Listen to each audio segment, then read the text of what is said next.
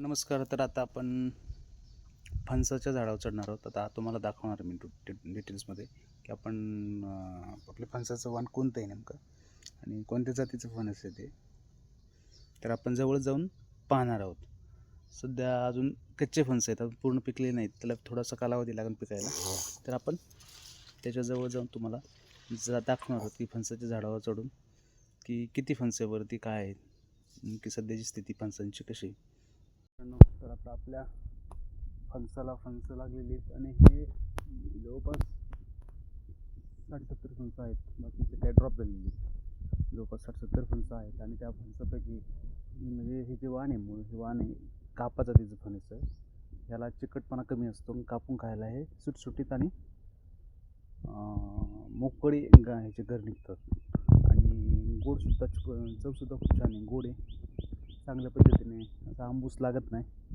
तर टणक आहे आणि जवळ 4 ते 5 किलोचं सरासरी एक फणसाचं फळ पडतं. तर आता आपण जाणार आहोत, फणस काढणार आहे, पण आपण फणस नंतर काढणार आहे. आधी आपण फणसवर झाडावर चढून पाहणार आहे की जवळून कसं फील होतं ते तुम्हालाही दाखवू. चला तर मग जाऊ, आता झाडावर चढूया आणि फणस जवळून पाहूया.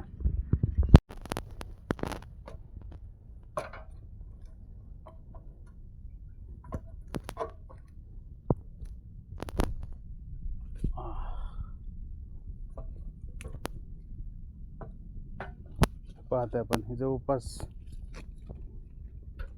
चिक पडलेलं आहे. हे पहा, ते एक पान कट झालं की त्या ठिकाणी चिक निघतो, अशा पद्धतीने चिक निघतो. सेम जेव्हा आपण एक फणस कट करू, झाडापासून वेगळं करू, अशा पद्धतीने हा चिक पडतो.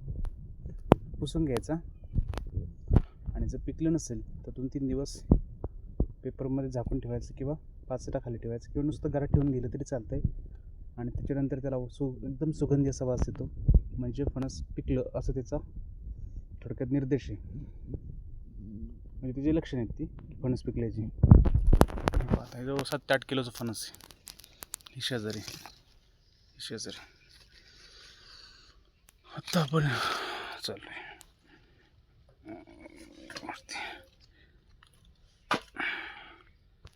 ते पाहताय आपण. पहा, तर ही फांदी अवघड आहे, जरा हात जाऊन.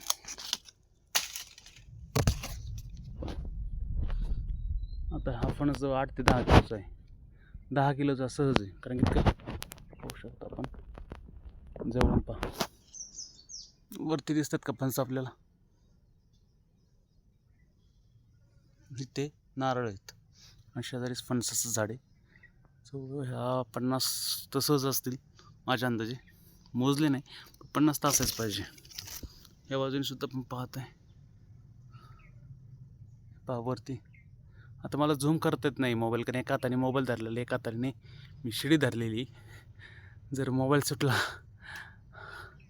हा एक हात सुटला तर शिडी पडन, आणि शिडी सोडली तर मोबाईल धरायला गेलं तर मोबाईल पडन.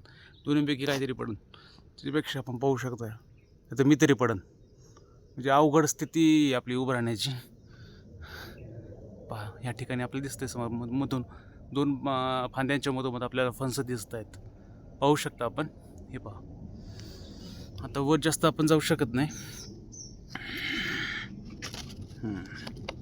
हा 10 किलोचं आहे, हे खूप जास्त मोठं आहे. आणि जितके वरती होते तितकी साईज कमी निघते, आणि मधोमध साईज ही जास्त मोठी. वरती जवळ 2-4 किलोचे आहेत, आणि मधोमध जे साईज आहे, मधोमध कोणत्याही फळाची साईज ही मध्ये किंवा खालच्या बाजूला, खालच्या फांद्यांना फळं ही जास्त मोठ्या साईजची असतात, म्हणजे जास्त मोठ्या आकाराचे वजनाचे असतात. हे पहा, कारण त्याला स्टोरेज डायरेक्ट मेन खोडाला स्टोरेज असल्यामुळं मेन खोडाच्या स्टोरेज त्याला सप्लाय होतो, आणि इतका अन्न पुरवठा झाल्यामुळं ह्याची साईज मध्यवर्ती फळांची जास्त होते किंवा खालच्या फळांची सुद्धा जास्त होते, आणि वरच्या फळांची कमी होते, कारण त्याला अन्न पुरवठा टेलला असतो. त्याच्यामुळं पंगत उशिरा भेटल्यामुळे त्याला जेवायला कमी मिळतं, म्हणजे अन्न पुरवठा कमी मिळतो. चला,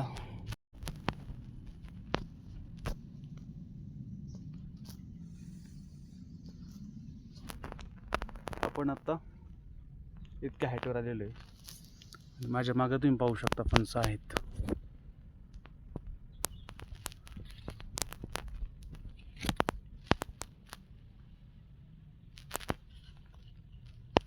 चला तर मित्रांनो, पुन्हा भेटू आपण नवीन भागामध्ये नवीन विषयासह. तोपर्यंत नमस्कार.